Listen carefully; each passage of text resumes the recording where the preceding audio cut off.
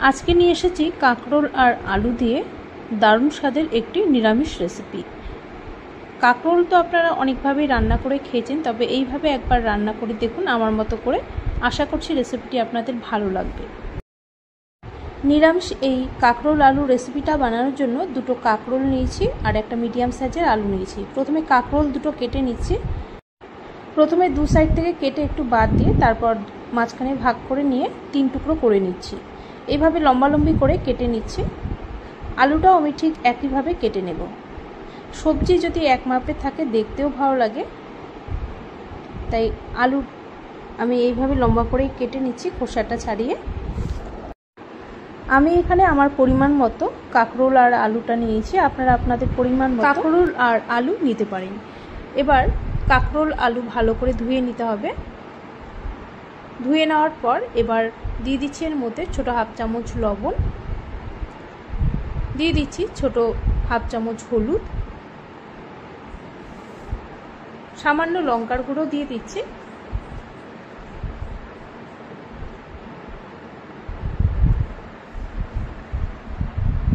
এবার এর মধ্যে দিয়ে দেব বেসন। আলু কাঁকরোলের মধ্যে যদি এইভাবে লবণ, হলুদ, লঙ্কার গুঁড়ো আর একটু বেসন দিয়ে মাখিয়ে ভেজে নেওয়া হয় তাহলে কিন্তু এই রান্নাটা স্বাদ অনেকটাই বেড়ে যায়। বড় 1 চামচ বেসন দিয়ে ভালো করে মাখিয়ে নিচ্ছি শুকনো শুকনোই, জল কিন্তু দেব না। এইভাবে ভালো করে কাঁকরোল আর আলুর মধ্যে কোটিং করে নিচ্ছি। তো এইভাবে মাখিয়ে নিয়ে এবার এটা কিছুক্ষণ রেখে দিচ্ছি, ততক্ষণ আমি মশলাটা বানিয়ে নেব। মশলাটা আজকে শিলপাটায় বেটে নিচ্ছি, যেহেতু খুবই কম মশলা, আর কম মশলা মিক্সিং জারে খুব একটা ভালো হয় না, তাই আমি শিলপাটায় বেটে নিচ্ছি।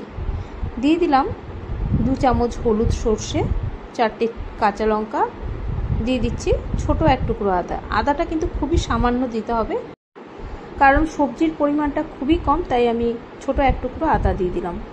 সামান্য জল দিয়ে এবার মশলাটা মিহি করে বেটে নেব। সব শেষে এর মধ্যে আরেকটা জিনিস অ্যাড করব, সেটা দিলে কিন্তু রান্নার স্বাদটা অনেকটা বেড়ে যাবে, তো সেটা পরেই দেব। এখন এই মশলাটা বাটা হয়ে গেছে, মিহি করে বেটে নিলাম, তুলে নিচ্ছি। এবার কাঁকরোল আলু ভেজে নেব। কড়াই বসিয়ে কড়াইতে পরিমাণ মতো তেল দিয়ে দিয়েছি। এখানে তেলটা একটু বেশি করে দিয়েছি, কারণ কাঁকরোল আর আলু একটু ডুবো তেলে ভেজে নেব। প্রথমে কাঁকরোল ভেজে নিচ্ছি, সব কাঁকরোলগুলো দিয়ে দিলাম, দিয়ে এবার হাই ফ্লেমে ভেজে নেব যতক্ষণ না পর্যন্ত একটু লালচে হয়ে যাচ্ছে ভাজাটা। তো এইভাবে উল্টিয়ে পাল্টিয়ে হাই ফ্লেমে ভেজে নিচ্ছি।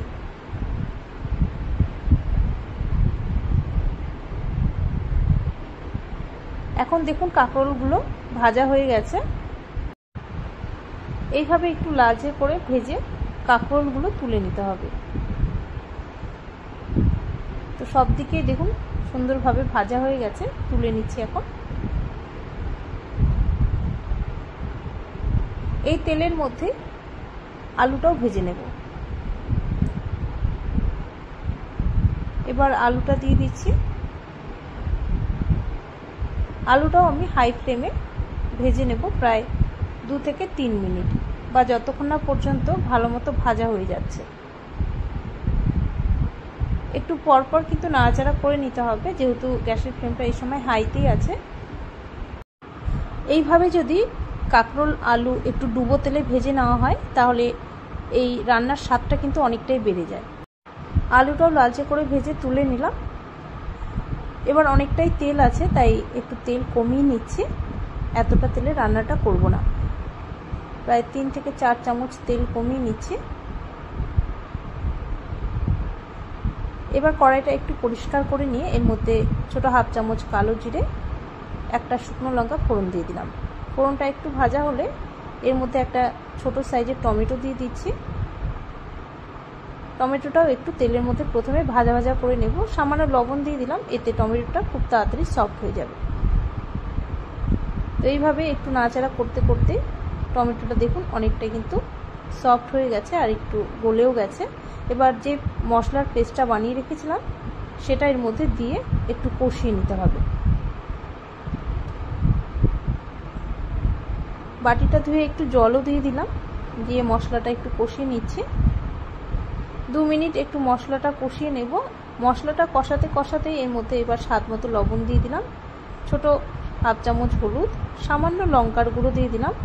এখানে ঝাল অবশ্যই আপনাদের স্বাদ মতো দেবে। এইভাবে মশলাটা 2 মিনিট একটু মিডিয়াম ফ্লেমে কষিয়ে নিচ্ছি। দেখুন মশলাটা কিন্তু এখন অনেকটাই কষানো হয়ে গেছে। এবার ভেজে নেওয়া কাঁকরোল আলু দিয়ে মশলার সাথে একটু কষিয়ে নেব। এইভাবে মশলার সাথে যদি আলু কাঁকরোলটা একটু কষিয়ে নেওয়া হয়, মশলাটাও ভালো মতো ঢুকে যায় কাঁকরোল আলুর মধ্যে, খেতেও ভালো লাগবে।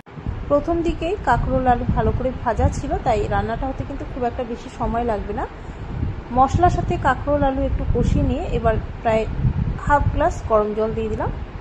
গরম জল দিয়ে একটু ফুটতে দেব নাড়াচাড়া করে।